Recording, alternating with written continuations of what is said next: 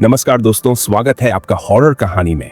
आज की कहानी है भैरवपुर गांव की, जो एक ऐसा गांव जहां जो भी गया मौत उसकी तकदीर बन गई। चलिए इस कहानी को पूरा सुनते हैं। रात के घने अंधेरे में एक टूटी फूटी सड़क पर तेज बारिश हो रही थी। बादलों की गड़गड़ाहट के बीच रोहन अपनी कार में बैठा कांप रहा था। उसका बेटा 10 साल का नीरज बुखार में तड़प रहा था और सबसे नजदीकी अस्पताल 15 किलोमीटर दूर था। सड़क के किनारे एक टूटा हुआ साइन बोर्ड दिखा, भैरवपुर 3 किलोमीटर। कोई और रास्ता नहीं था, इसलिए रोहन ने कार घुमाई और गांव की ओर चल पड़ा। उसकी आंखों में बस एक ही ख्याल था, नीरज को बचाना है। पर उसे नहीं पता था कि वह जगह मौत का कुआं थी, जहां जो भी गया लौट कर नहीं आया। भैरवपुर में घुसते ही माहौल बदल गया। चारों ओर घना कोहरा था, जैसे ये गांव दुनिया से कटा हुआ हो। सड़कों पर एक भी इंसान नहीं था, लेकिन हर घर में दिया जल रहा था। यह अजीब था। रोहन ने किसी को आवाज दी, लेकिन कोई जवाब नहीं आया। तभी नीरज ने कराहते हुए उसकी बांह पकड़ ली। रोहन ने देखा नीरज की आंखों से खून बह रहा था। उसका दिल तेजी से धड़कने लगा। घबराकर वह एक घर के दरवाजे पर पहुंचा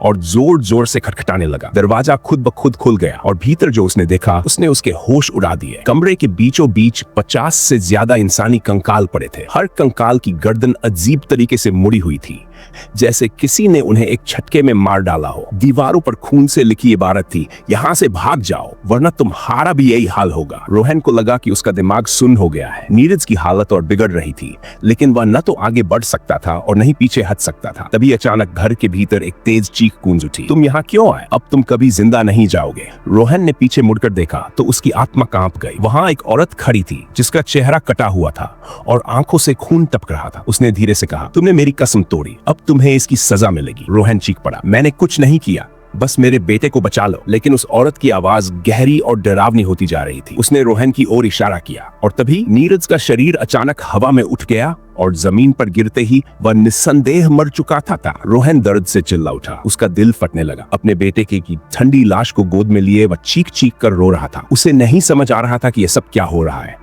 तभी हवा में एक रहस्यमयी फुसफुसाहट गूंजने लगी। ये गांव शापित है, यहाँ कोई जिंदा नहीं बच सकता। रोहन को अपनी आंखों पर यकीन नहीं हो रहा था। क्या ये कोई श्राप था? क्या नीरज की मौत पहले से तय थी? और तब उसे याद आया इस गांव के बारे में एक पुरानी कहानी जो उसके दादा बताया करते थे। रोहन का शरीर सुन्न पड़ चुका था। उसकी गोद में नीरज की लाइफलेस बॉडी पड़ी थी। उसकी आंखों से आंसू रुक नहीं रहे थे। उसने बेटे का चेहरा थामकर हिलाया, उसे जगाने की कोशिश की, लेकिन सब बेकार था। वह सचमुच मर चुका था। उसके चारों ओर सन्नाटा था, लेकिन उसके अंदर एक तूफान मचा हुआ था। तभी वह औरत फिर से बोल पड़ी, तुम्हें यहाँ नहीं आना चाहिए था, अब तुम भी नहीं बच पाओगे। रोहन ने गुस्से और दर्द से चीखते हुए कहा, तू कौन है? ये गांव ऐसा क्यों है? औरत की आंखों में खून टपकता रहा और उसने धीरे से कहा, क्योंकि ये गांव शापित है और इस श्राप का कारण तुम ही हो। रोहन को झटका लगा, मैं? ये कैसे हो सकता है? उसके दिल की धड़कन तेज हो गई।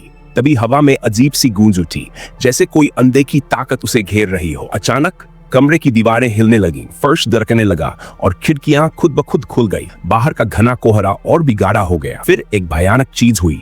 नीरज की लाश हवा में उठी और उसकी आंखें अचानक खुल गई। लेकिन वे नीरज की आंखें नहीं थी, उनमें अंधकार था, नफरत थी, एक शापित आत्मा का साया था। नीरज की आवाज बदल चुकी थी। वह एक गहरी डरावनी आवाज में बोला, तूने मेरे साथ विश्वासघात किया था, अब मैं तुम्हें कभी छोड़ूंगा नहीं। रोहन पीछे हटने लगा, लेकिन तभी नीरज की लाश जोर से हंस पड़ी। वह हंसी इंसानी नहीं थी, वह शैतानी थी। और फिर अचानक घर की छत उड़ गई और आसमान से हजारों काले परिंदे बरसने लगे। रोहन की आंखों के सामने पूरा गांव एक जलते हुए नरक में बदल गया। हर घर से काले धुएं के गुबार उठ रहे थे, चीखें गूंज रही थीं और हवा में किसी की दर्दनाक पुकार थी, ये श्राप कभी खत्म नहीं होगा। रोहन का दिमाग सुन्न पड़ गया। उसे समझ नहीं आ रहा था कि ये सब असलियत है या कोई बुरा सपना। तभी वह औरत उसके पास आई और फुसफुसाई, अगर तुम इस गांव से बाहर निकलना चाहते हो तो तुम्हें वह करना होगा जो 100 साल पहले अधूरा रह गया था। रोहन ने कांपते हुए पूछा, क्या क्या करना होगा? औरत की आंखों में अचानक एक चमक आई और उसने कहा, तुम्हें अपने ही बेटे की हत्या करनी होगी, दोबारा। रोहन की आंखें फटी रह गईं। उसका दिल तेजी से धड़कने लगा। क्या यह सच था? क्या नीरज पहले भी मर चुका था? और अगर ऐसा है तो वह कौन था जिसे उसने पाला पोसा था?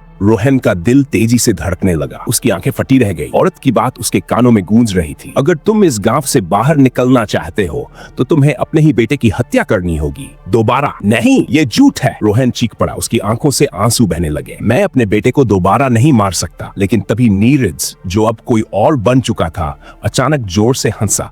उसकी आवाज हवा में गूंज उठी। पिताजी, क्या आपको सच में लगता है कि मैं आपका बेटा हूँ? रोहन का शरीर कांप उठा। नीरज की आंखें अब कोयले जैसी काली हो चुकी थी। उसकी आवाज भयानक थी, जैसे कोई पुरानी शापित आत्मा बोल रही हो। उसने धीरे से कहा, 100 साल पहले तुमने मुझे मारा था और अब मैं वापस आ गया हूँ तुमसे अपना बदला लेने। रोहन के पैरों तले जमीन खिसक गई। ये क्या बकवास कर रहे हो? अचानक हवा में अजीब सी गूंज उठी। एक पुरानी टूटी फूटी हवेली की दीवारों से खून रिसने लगा। धुंध के बीच उसे अपनी ही शक्ल का एक आदमी दिखा, बिल्कुल वैसा ही जैसा वह था, लेकिन पुराने जमाने के कपड़ों में। और फिर उसके सामने 100 साल पुरानी एक भयानक घटना जीवंत हो उठी। 100 साल पहले भैरवपुर का ये गांव पहले एक खुशहाल जगह थी, लेकिन एक दिन गांव के मंदिर में कुछ अजीब हुआ। मंदिर के अंदर एक बच्चा मिला जिसकी आंखें खून से भरी हुई थी। वह न तो बोलता था न हिलता डुलता था। लोग डर गए। उन्होंने उसे शैतान का बच्चा कहकर मारने का फैसला किया। उस बच्चे का पिता और कोई नहीं बल्कि रोहन ही था। तब उसका नाम रघुनाथ था। उसने गांव वालों से भीख मांगी थी, मेरा बेटा निर्दोष है, उसे मत मारो। लेकिन लोगों ने नहीं सुना। उन्होंने उस मासूम बच्चे को जिंदा जला दिया। मरते मरते वह बच्चा चिल्लाया था, मैं वापस आऊंगा और इस गांव को तबाह कर दूंगा। और उसने वैसा ही किया। उस दिन के बाद से भैरवपुर एक शापित गांव बन गया। यहाँ जो भी आता मर जाता। और अब 100 साल बाद वह आत्मा नीरज के रूप में वापस आ गई थी। रोहन की आंखों के सामने अंधेरा छा गया। उसे सब याद आ गया था। उसकी आत्मा कांप उठी। उसका नीरज अब कोई मासूम बच्चा नहीं था, वह एक भयानक बदला लेने वाली आत्मा था। नीरज आगे बढ़ा और बोला, अब वक्त आ गया है। पिताजी, तुमने 100 साल पहले जो किया अब उसकी सजा मिलेगी। हवा तेजी से चलने लगी। गांव के सारे घर जलने लगे।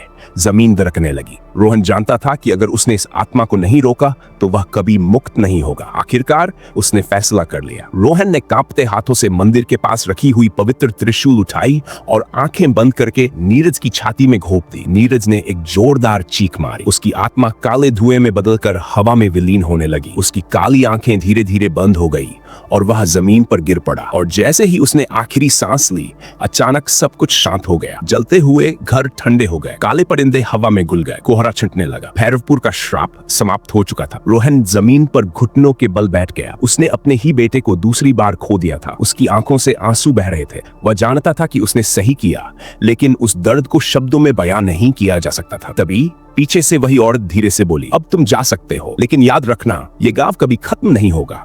जो भी यहाँ आएगा उसे इसकी कीमत चुकानी होगी। और फिर वह औरत धीरे धीरे धुएं में बदलकर गायब हो गई। रोहन कांपते हुए उठा। उसकी आत्मा टूट चुकी थी, लेकिन अब उसे यहाँ से जाना था। जैसे ही उसने गांव से बाहर कदम रखा, पीछे मुड़कर देखा, पूरा गांव अब एक उजाड़ खंडहर में बदल चुका था। और फिर हवा में एक धीमी फुसफुसाहट गूंजी, श्राप कभी खत्म नहीं होते, वे सिर्फ नए शिकार ढूंढते हैं।